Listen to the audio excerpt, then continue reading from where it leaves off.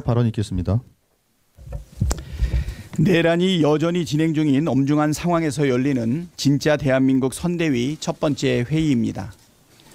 대법원이 어제 이재명 후보의 공직선거법 사건을 파기환송했습니다.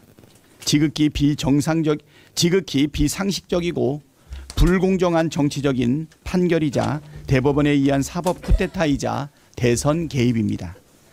이러다 조이대 대법원이 내란 수계 윤석열에게 무죄를 선고할 거란 우려마저 나오고 있습니다. 짜고 치는 것처럼 대법원 판결이 나자마자 한덕수는 총리직을 사퇴했고 오늘 대선 출마를 선언한다고 합니다.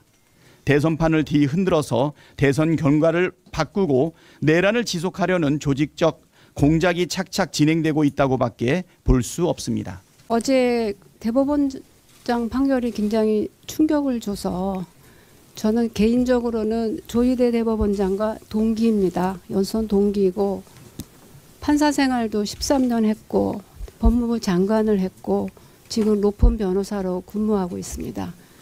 그래서 한 말씀 드리지 않을 수가 없어서 조금 자세히 말씀드리겠습니다. 조이대 대법원장이 국민의 지지를 받고 있는 이재명 대선 후보의 항소심 무죄 판결을 전 국민 앞에서 깼습니다. 대단한 충격이 왔습니다. 12.3 비상계엄 후에 국민의 뜻은 내란을 종식시키고 일상을 회복하고 정상적인 국가로 돌아가자는 겁니다.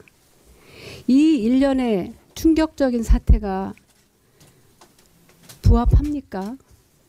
국민의 뜻에 반하는 것이 너무나 명백합니다. 대법원 역사상 초유의 사태입니다.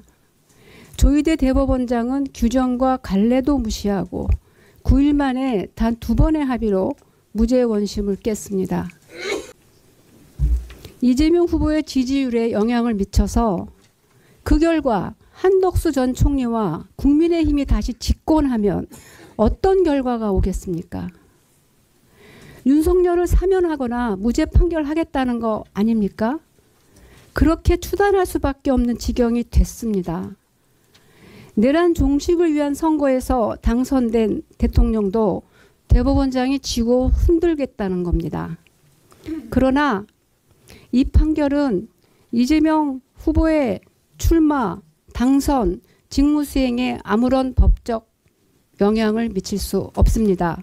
공직선거법은 이번 대선에서 죄를 저지를 때 당선 무효가 될 뿐이지 지난 대선에 대한 판단은 영향을 미치지 않습니다. 국민들께서 현혹되지 마셨으면 좋겠습니다. 안녕하십니까, 정은경입니다. 어제 대법원 파기환송과 또 한덕수 최상목 사태를 보면서 내란 극복하는 게 굉장히 어렵구나라는 그런 생각을 다시 한번 했습니다. 어제 하루는 대한민국 사회 각 분야의 총체적 모순의 한꺼번에 그 모습을 드러낸 참담한 날이었습니다. 우선 내란 우두머리 윤석열을 전례 없는 판례를 만들어가면서까지 풀어주었던 사법부가 이번에는 전례 없는 속도로 이재명 후보에 대한 판결을 내리며 대선의 한복판으로 뛰어들었습니다. 더구나 이미 국민의힘에서 경선이 거의 다 끝나가는데 한덕수 권한대행이 국민의힘 경선과 별도로 대선에 뛰어들기 위해 사퇴했습니다. 대한민국은 안중에도 없고 대선을 오로지 자기들의 정치적 생존 투쟁을 위한 장으로만 만들려고 하고 있는 것입니다. 스스로 정치 지도자를 키워내지 못하고 대선 때마다 용병에 의존해야 하는 정당은 존재의 이유를 스스로에게 물어보아야 할 것입니다. 그들이 무너뜨린 대한민국을 회복시킬 실력과 역량을 갖춘 우리 민주당이 집권해야 할 이유가 차곡차곡 쌓이고 있습니다. 국민 여러분, 사법부가 전례 없는 일을 벌이면서 무리하게 정치에 개입해 대한민국 사회를 혼란에 빠뜨렸습니다. 그러나 또 다른 한편에서는 헌법재판소가 만장일치로 윤석열을 탄핵했습니다. 둘 다 우리 사회의 모습입니다. 반드시 어둠만 있는 것이 아니라 그 어둠에 저항하는 빛도 존재함을 보여주고 있습니다.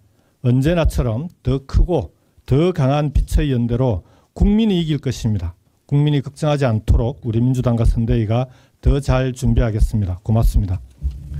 예, 감사합니다. 다음으로 이석연 공동선대위원장의 인사 말씀 있겠습니다. 어제 대법원 판결은 주로 법률 외적인 얘기입니다. 대법원 판결은 이 정치 영역에서 정치인들의 표현의 자유를 일반인은 그것보다 좁게 해석함으로써 유권자들, 국민들의 자율적 판단에 제한을 가했던 그런 판결로서 정치를 극도로 혐오했던 유신 50 시대로 되돌려놓는 우리 헌정제의 시각을 되돌려놓는 퇴행적인 판결입니다. 한국 헌정사적으로.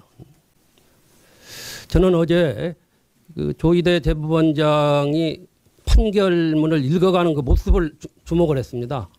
초조하면서도 흥분하면서도 뭔가 떨리는 듯한 모습으로 읽어가는 모습에서 평소 저런 분이 아니었는데 뭔가 가닥모를 제 상념을 하게 됐습니다.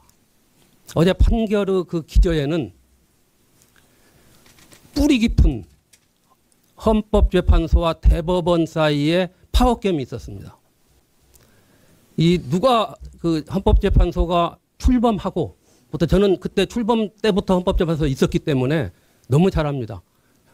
서로 그 이 경쟁심이랄까 시기심이 경쟁했습니다. 요새도 마찬가지예요. 판결 그 한정위원이나 이런 걸 둘러싸고 그리고 대법관들의 헌법재판관에 대한 경쟁심이 이전에 앞서가지고 그 은연중에 발언된 헌법재판관들은 경시식이 뿌리 잡고 있었어요. 제가 알고 있어요.